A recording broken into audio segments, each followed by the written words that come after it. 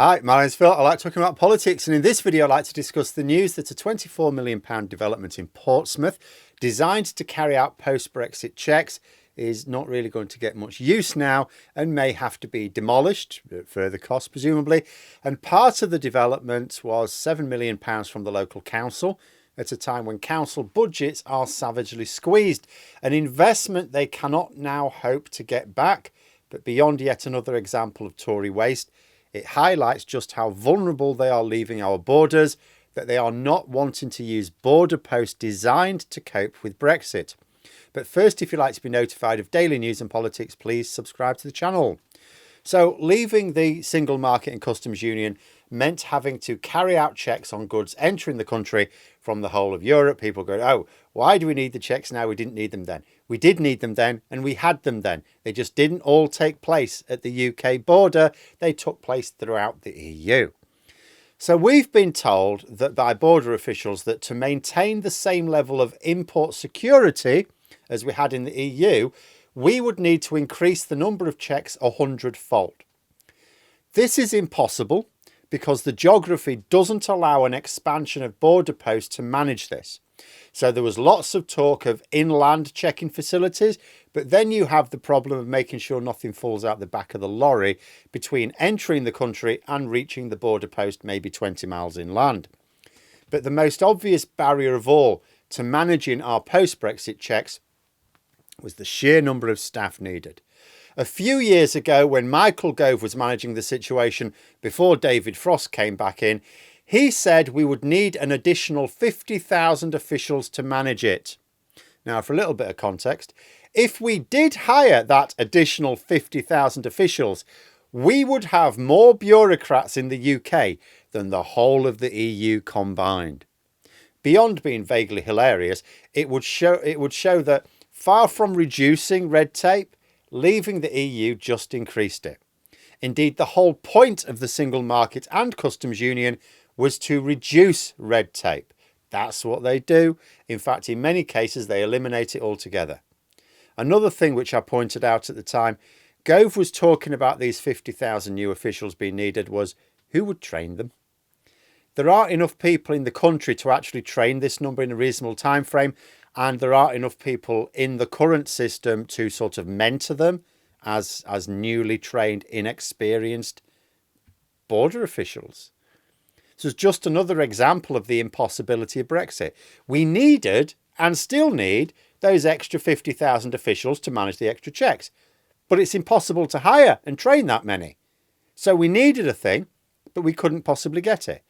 And this is why this border post at Portsmouth, just like others around the ports, this is one of many, is going to be binned.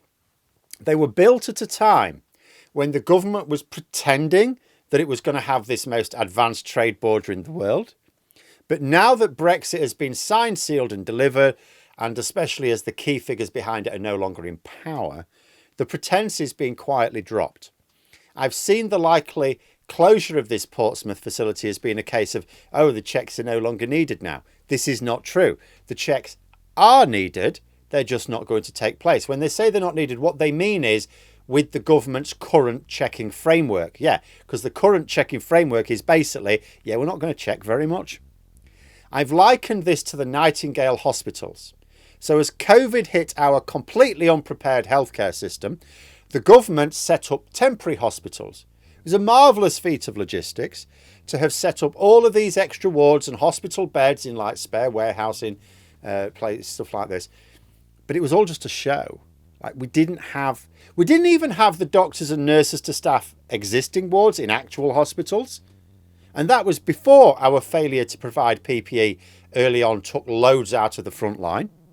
The Nightingale hospitals, though physically existing, could not actually deal with an overspill of patients because there wasn't the staff to do it. You can't just dump someone in a hospital bed and leave them to it. It was a mirage. The government pointed at the lack of patients in these Nightingale hospitals and said, oh, you see, that's proof that the existing NHS capacity was fine after all. No, it wasn't. It's just that the government didn't have the staff to expand the capacity via the Nightingale hospitals. And the same is true of these post-Brexit border posts. Those facilities are needed. The reason they're not being used is because we don't have the staff to use them in a way that can maintain traffic flow. There's not enough. If we tried, we'd just end up gumming up the works. Stuff would take even longer to get in, wouldn't be financially viable, so we would strangle imports. Put it this way, we're still not carrying out proper customs checks. And our customs controls have been in place for over 2 years now. So if we haven't even been able to build up our capacity to manage proper customs controls, what chance when we're adding standards controls from the end of next month as well? In fact, given that we're about to start carrying out standards controls, it seems mad that we're seeing news reports of checking facilities being talked about being demolished rather than being expanded further.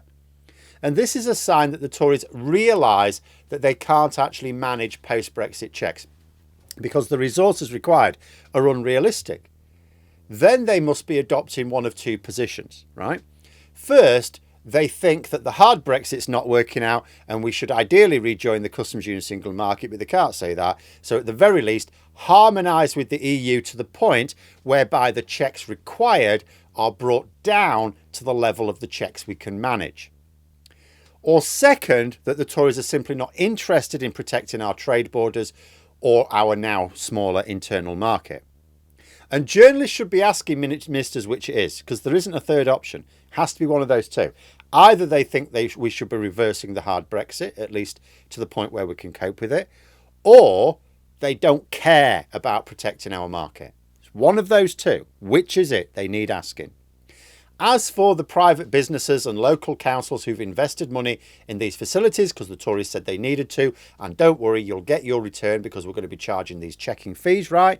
So you'll get your money back. Will the government compensate them? If not, what impact will that have on investment, private investment, if they think they might invest in a thing and actually the government could screw them over? And what about local spending plans? And if the government will compensate them, how much extra is that going to cost us? Imagine the state of the country if journalists ask questions like this. But there we are. Those are my thoughts. Let me know yours in the comments below. Hope you found the video interesting. If you did, please click the like button. And if you'd like to support the channel further, the join button for memberships. And until next time, I'll see you later.